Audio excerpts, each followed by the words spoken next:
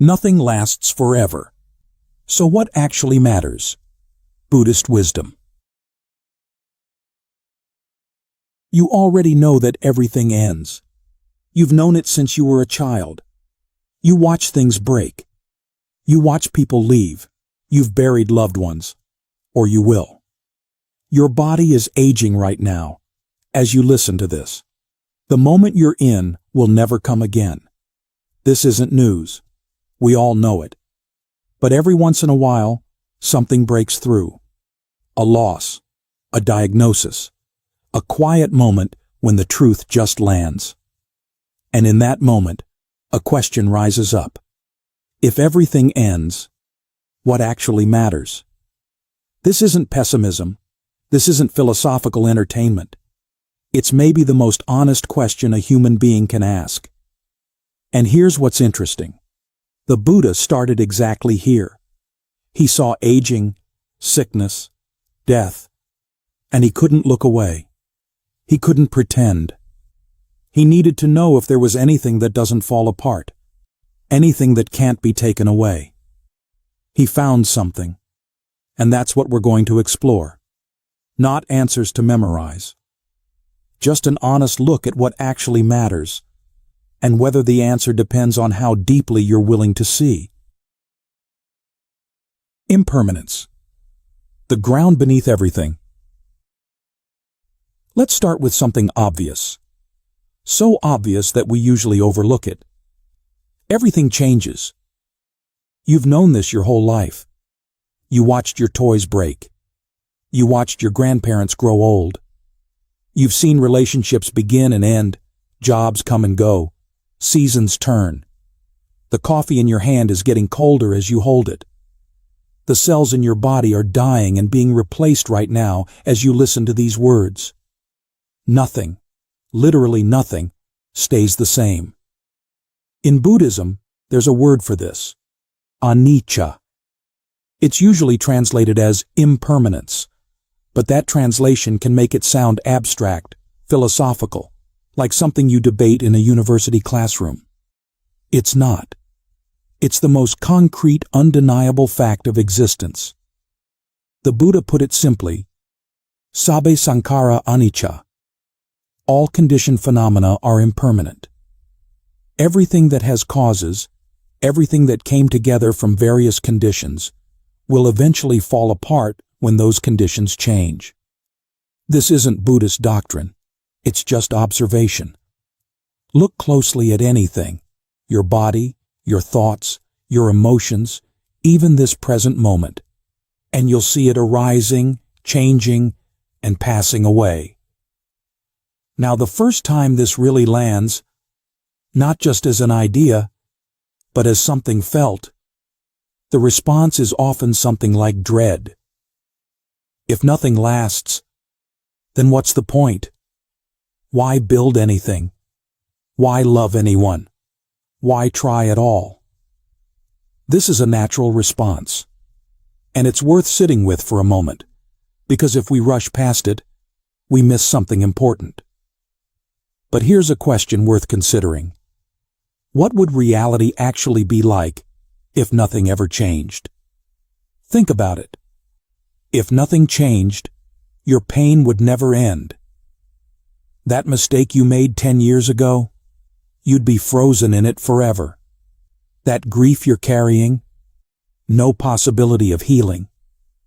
That difficult situation you're in, no chance of resolution. You would be locked in whatever state you're in right now for eternity. Impermanence isn't the enemy. It's the condition of all possibility. It's the reason music can exist, because music is change over time. It's the reason stories can be told, because stories are transformation. It's the reason love can deepen, because love grows through shared experiences, through weathering change together. The suffering often comes not from change itself, but from our resistance to it. And this brings us to something subtle but important. Buddhism talks about two ways of looking at reality. The first is called samudhisaka, conventional truth. This is the level at which we live our daily lives. At this level, your name matters. Your family matters. Your work matters. These things are real in the sense that they have practical significance for how you navigate the world. The second is called Paramatha Sakha, ultimate truth. This is what you see when you look deeper, beneath the surface of things. At this level, everything we call self or mine is revealed to be a process, a constantly changing flow of physical sensations, feelings, perceptions, mental formations, and moments of consciousness. There's no fixed entity at the center, just movement, just arising and passing away. Now here's what's important. These two truths don't contradict each other. They're not true and false. They're different depths of looking at the same reality. Like how you can look at the ocean and see waves, individual, distinct, each with its own character. Or you can look deeper and see that it's all water, all one interconnected movement. Both perspectives are valid. They just reveal different things. And what matters also depends on which depth you're looking from. At the level of everyday life, certain things genuinely matter. But there may also be something that matters at a deeper level, something we often overlook. So let's go there. Let's look at what matters at each level, starting with the life you're already living. What matters in everyday life? There's a common misunderstanding about Buddhism that's worth addressing. People sometimes think that Buddhist teaching is fundamentally world-denying, that the whole point is to renounce everything, detach from everyone, escape to a monastery, and leave ordinary life behind. That relationships, work, family, all of it is just illusion to be transcended. This is a serious misreading. And if you look at what the Buddha actually taught, you'll find something quite different. The Buddha spent an enormous amount of time teaching lay people, householders, merchants, farmers, kings, servants, people with families, jobs, responsibilities, people who weren't going to ordain as monks or nuns. And he didn't tell them, none of this matters, just wait for your next life. He told them, here's how to live well. Here's how to treat your parents. Here's how to be a good spouse. Here's how to raise children. Here's how to be a trustworthy friend. Here's how to work honestly. There's a teaching called the Sigalovada Sutta, sometimes referred to as the layperson's code of discipline, where the Buddha gives detailed practical guidance on how to navigate the web of human relationships. It's remarkably grounded. He talks about the duties between parents and children, between spouses, between friends, between teachers and students, between employers and employees. He treats these relationships as significant, as worthy of care and attention. So let's be clear. At the level of everyday life, things matter. Your kindness matters. Your honesty matters. How you treat people matters. And this isn't just some nice idea floating in the abstract. It has real consequences. The Buddha talked about kamma, often spelled karma in English. And this word has been so misused in popular culture that it's worth clarifying what it actually means. Kamma isn't cosmic punishment or reward. It's not some magical force keeping score. In its simplest sense, kamma means action, and the principle is that actions have consequences. How you act shapes who you become. How you speak shapes your relationships. How you earn your living shapes the world you inhabit. Generosity, kindness, honesty, compassion. These aren't just morally good in some abstract sense. They lead to tangible outcomes. Trust, connection, peace of mind, a life you can look back on without regret. And these consequences don't just play out in the immediate moment. According to the Buddha's teaching, they ripple forward. into the rest of your life, and even beyond this lifetime. Actions have weight. They matter. So yes, at this level, there's much that's real and worth caring for. Your relationships, your integrity, your contribution to the people around you. The Buddha never dismissed any of this.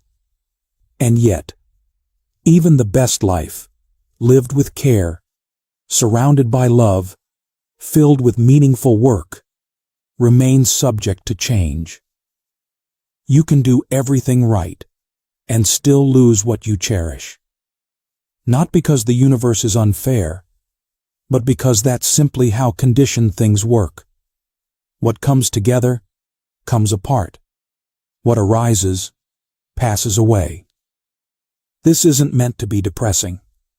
It's just honest. And it opens a question that's worth asking. Is there something that can't be taken away? Is there a peace that doesn't depend on conditions? The Buddha said yes. But to see it, we have to be willing to look deeper. What matters when you look deeper? There's a pattern that many of us recognize in ourselves, trying to arrange conditions so that we can finally be happy. The right relationship, the right job, the right amount of money, the right health, the right circumstances. And when we get them, we feel good. At least for a while. And when we lose them, or when they're threatened, we suffer. This is understandable. This is what most self-help teaches. Minimize pain, maximize pleasure, optimize your circumstances.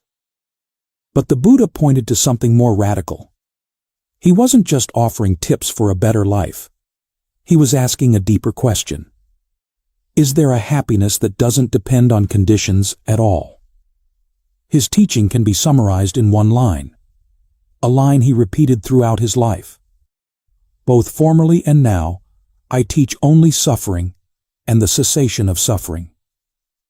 Not happiness strategies, not better coping mechanisms, not a more positive mindset. The complete uprooting of the cause of dissatisfaction. That's a significant claim. And it raises an obvious question. What is the cause? What's the root of all this? The Buddha's answer was precise. It's not that life is painful, though sometimes it is. It's not that change is bad. Change is just change. The root is tanha, usually translated as craving or thirst. It's that quality in the mind that's always reaching for something else. Always wanting this moment to be different. Always grasping at what's pleasant, pushing away what's unpleasant, and feeling vaguely dissatisfied even when things are neutral. And here's the key insight, that thirst doesn't come from the objects we desire. It comes from within. It's a pattern in the mind, which means it can be seen, understood, and released. This brings us to the word that's perhaps most misunderstood in all of Buddhism, nibbana. In popular imagination, nibbana is some kind of spiritual paradise, a place you go. But that's not what the word means. Nibbana literally means extinguishing, like a flame going out. What gets extinguished? Not you, not life, not joy. What gets extinguished is the craving, the aversion, and the delusion that keep the mind in a state of constant agitation. Consider this. If your peace depends on having something, a person, a possession, a status, a feeling, then your peace can always be disturbed. The moment that thing is threatened, your peace wavers. You're essentially building on a foundation that can shift at any time.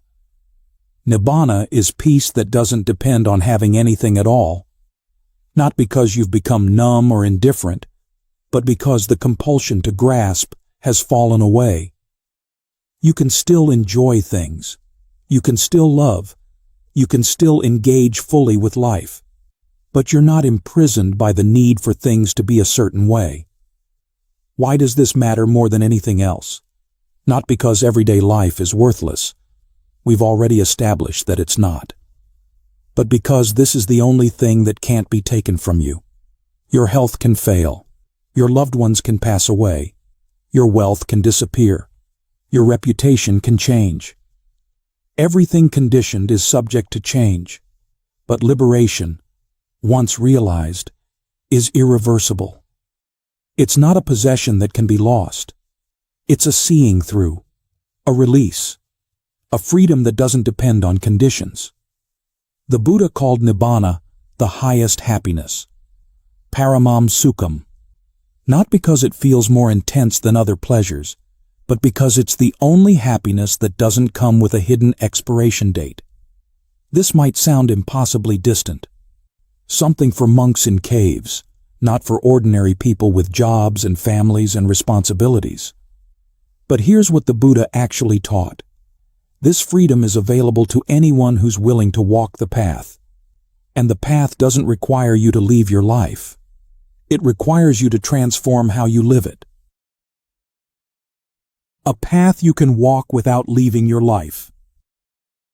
There's a quiet assumption in a lot of spiritual teaching that real transformation requires dramatic renunciation.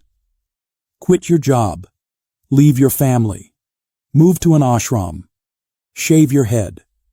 Only then can you hope to touch something deeper. The Buddha didn't teach this as a universal requirement. He outlined a path, the Noble Eightfold Path, that is walkable by anyone, anywhere. And when you look at what it actually involves, you realize it's not about where you live or what you do for work. It's about how you see, how you think, how you speak, how you act, how you direct your attention. The 8 factors are right view, right intention, right speech, right action, right livelihood, right effort, right mindfulness, right concentration. None of these require a monastery.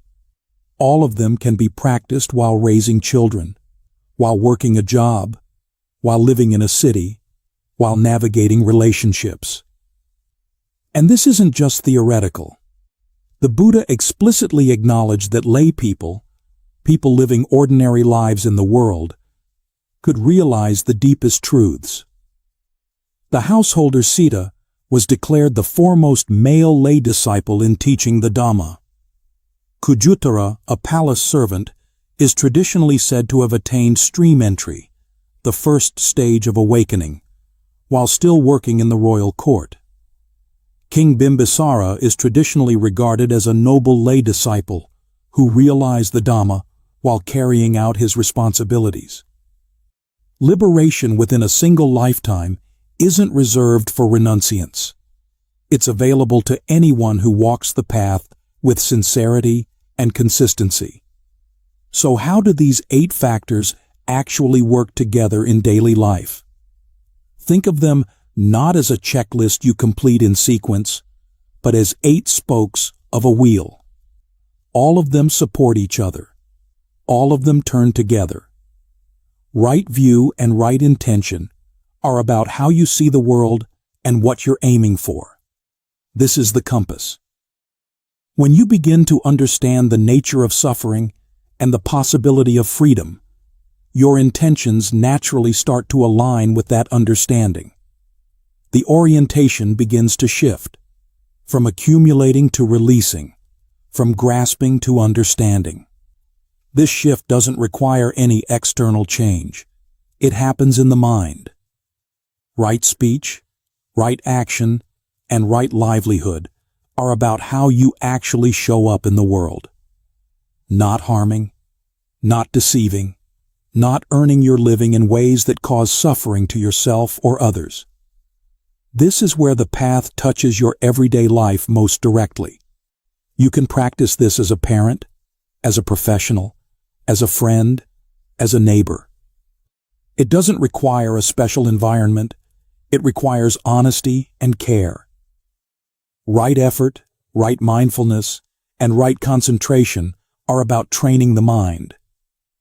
This is where meditation comes in, but perhaps not in the way people often imagine. You don't need to sit for hours in silence. Even 15 minutes of genuine attention each day can begin to shift the patterns of your mind. The key is consistency, not intensity. You're learning to see what's actually happening in your experience, moment by moment.